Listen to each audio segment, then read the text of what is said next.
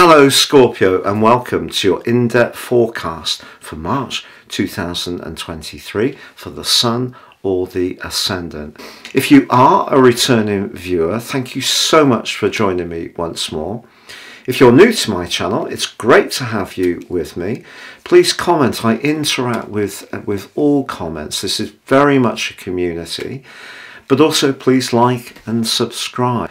I'm going to give you some standout strands that I'm going to be exploring, not least Mars and Pluto, your two rulers, move in signs this month. But also Mars is going to emerge from its post-retrograde shadow on the 15th. So that's exciting, but it is still compromised once more by Neptune across weeks 2 and 3. What does that mean? Also, Pluto is going to be impacting on Venus, which moves into a very important location on the 16th for you in particular. I also need to share with you about the vernal equinox, the start of the new Western tropical calendar, which is on the 20th of March. So lots to share. Please stay with me for more.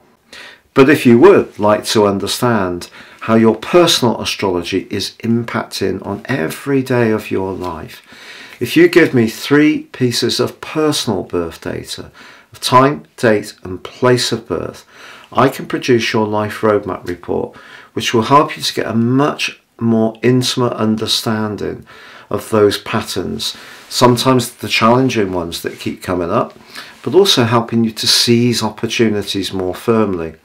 In my special package of 30% off, you can also get your 12-month forecast, again, totally unique and personal to you. Please see the link beneath this video for more on that. So Scorpio, as you come into March, the Sun and Neptune are in the sign of Pisces, which, like you, shares your water element. So this is a great opportunity for you to be expressive and to demonstrate to people your talents, artistry, but also warmth and affection. But just as you go into the month, Mercury's coming to the end of its journey in the sign of Aquarius. And Saturn, the planet of structure, but also of limitation, has been in your sector of home and emotion for the last 2.5 years in total, in 2 phases. And Mercury comes into an exact conjunction with Saturn on the 2nd, before then transitioning into Pisces. So there may be a very important discussion that you have on the 2nd, and it could be about a property or a family matter that's really important. However, at the start of this month, the 2 planets of fortune, Venus and Jupiter, are combining in the sign of Aries. Now for you, this is very much to do with your work, but also where you can assist others. And you may find yourself supporting someone who's perhaps under a little bit of financial duress or needs some assistance in some other perhaps emotional or spiritual way, but your kindness and generosity could really make a difference to someone. It may even be someone you work with, and just a few words confidentially of support can actually mean a great deal to them. But then again, perhaps you're looking for a new position, and a stroke of fortune could manifest itself in terms of a job for the first week of this month, but also for the last week too. Now I'm going to tell you more about the last week shortly, but then Venus moves forwards, and so does Mercury. Mercury moves into Pisces later on the 2nd. Now Mercury is not at its best in Pisces, to be honest. It's in its detriment, but for you it's the 5th house. So this is going to activate your sense of humour and perhaps a desire to be a little bit more sociable and interactive. But it's Venus that goes on to link with your traditional ruler of Mars in week 2. So there could be something around a business issue which really works out well in that week. It can gain more traction. But of course Venus and Mars are very much to do with romance too. And if you are wanting to connect with someone, it could come through your job that you start to realise that there's someone that you're meeting that's really got quite an exciting energy, and you could be drawn towards them. But the full moon, which occurs on the 7th, is really interesting because, of course, on the same day Saturn moves into your 5th house for the next 2.25 years initially. Now, Saturn in the 5th house doesn't get a very good astral press. This is because the 5th house is very much about joy and affection. And if we think that Saturn also governs, co-rules the sign of Aquarius, and of course the 5th house is very much a Leonian energy, so that's very much about exuberance, charisma, charm, and Saturn can be a bit dull, a bit cool, and so it's just basically saying to you that with the arrival of Mercury, along with Neptune and the Sun, if there are talents you want to demonstrate to people, you're really going to have to be very thorough, systematic, patient, applied, in order to see whatever you want to do to the finishing line. But it can also mean Saturn moving into your 5th house that pre-existing relationships could go through a bit of a test in time. But that isn't something you should automatically assume. But the full moon is quite interesting because it links so well with Uranus. I think it's saying you wanted to be a little bit freer around friendships, but also your love life. So if you are in a long-standing relationship, you might want to be a bit more spontaneous to hang out with people in your social circle. If you have a very good social life but crave having one special person to cozy up to, that could be something you become much more conscious of over the following 2 weeks. Now, there is a quincunx between Chiron and Jupiter in your 6th house of health that links to the full moon in Virgo. And obviously Virgo can be very much to do with purity. If you're burning the midnight oil and not getting enough sleep, I think that that particular full moon is asking you to take a little bit more care. But also the other thing about a 5/11 full moon is maybe a lot of people seem to want a piece of you, and we all know we can't please all of the people all of the time. And if you feel too cramped, I think Uranus here is kind of saying to you, look, you need your own space.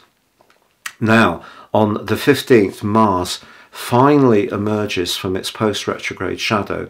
Obviously Mars, your traditional ruler, ended its retrograde on the 12th of January, but it's been in your 8th house, very deep, quite attuned to long-term finances, but of course it can be to do with intimacy and sex, the 8th house. So since last August, these topics may have been playing into your situation quite strongly. But then through October, November and the first week of December, Neptune, in the part of your situation to do with your idealism around love and romance, has been or was in a square with that position of Mars. And that's repeated despite Mars emerging from its shadow in weeks 2 and 3 this month. So there could be a little bit of confusion around your love life, essentially. But Venus comes along to help on the 16th, moving into your opposite sign. And Venus in the 7th house is a really lovely transition. It helps us to celebrate the things we have in common, not focus on the things that are different. It can see us, if we meet someone, forge a bond, because Venus helps us to present ourselves in a very gracious way. And it also forges a great link with Saturn for about 4 days. So if you did meet someone at the heart of this month, it could be a relationship that could stick around. And that's why we have to be careful with Saturn, that we only see one end of the spectrum. Saturn can be very much about stability, and it can also be about wisdom. And you could use your wisdom and experience to make some important positive decisions around relationships, business or personal, at the heart of this month. What's not to like? It's just that your modern ruler Pluto starts to agitate with Venus from the 14th through to the 19th.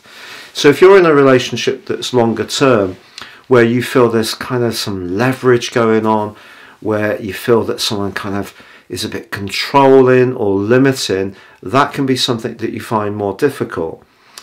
But on the 19th, Mercury moves out of the joyful 5th house and into the precise 6th house, moving into the sign of Aries.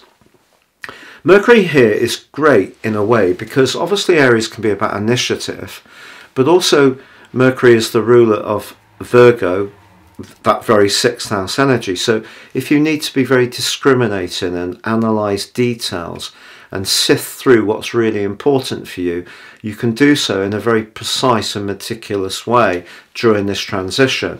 On the 20th, the spring equinox ushers in the first cardinal quadrant of the year, of the Western tropical year. So this is really important. The next 13 weeks for you are going to be a lot about getting fitter, stronger, more organised. Even if you see yourself as being very much on top of things in these regards, and it wouldn't be a surprise if you do, we can always find areas that we can do a little bit better. You know, if we like to go for a walk, are we getting out of breath? Are we, if we're very organised, are we organised over things that we don't actually really need? And could we declutter and create more space? If we're quite organised about food, but we're using a lot of processed ingredients, that's not as virtuous as it could be. So those little marginal gains that are so important, you know, 5% here, 7.5% there, and so on, can make a 50% difference to how you feel. And that can help your life to feel much more flexible, very Virgoan, the 6th house, but also because of the Aries energy, you can bring new energy in, which can reform ongoing strands that need to be a bit more refined, but also you can start some things from scratch. So that could be a new diet plan, a new exercise regime. It could be you could start a new job. The 6th house very much about jobs. It's just that the new moon that occurs on the 21st does square up with your traditional ruler of Mars, come into the end of its journey in Gemini, and by the 25th it actually moves. So your two rulers move within 2 days of one another. Pluto on the 23rd into Aquarius, Mars moves into the sign of Cancer, which it's technically detrimented in. Well, I should say it's actually in its full. But for you, Mars in the 9th house, I think, is really good. And in the following 6 weeks from the 25th of March, if you can break out and do something more spontaneous, I really would do so. It's just that the position of the Sun and the new moon and obviously Mercury and Jupiter are all asking you to think about those everyday details, whereas Mars is asking you to be more galvanized, more adventurous, and less worried about your obligations and responsibilities. So there's a bit of a conflict. Also, when Pluto moves on the 23rd, it's in a quincunx with, guess what, your ruler. So your two rulers are not on the best of terms. But if you remember, there was a period towards the end of last year where equally you couldn't quite get the alignment between what you needed to say and articulate with what you felt more passionate about. Somehow or another, it wasn't quite chiming. But as this month comes to a close, Mercury moves forwards and links with Jupiter in a really positive way. And this was the aspect I was hinting about in my introduction. So you get a great opportunity at the start of this month and a fabulous opportunity at the end of the month, and a wonderful opportunity with Venus at the heart of the month. So there's lots to go for, Scorpio, but I feel that with Saturn particularly finding its way in your 5th house, whatever you're good at, work harder at it. Whatever you care about, whether it's your children or your partner or anything that you're very invested in, it is probably going to demand of you, Saturn, a bit more application and perspiration. But if you're up for it, the rewards can be very enriching indeed. It's been a pleasure being with you. Please like, comment or subscribe.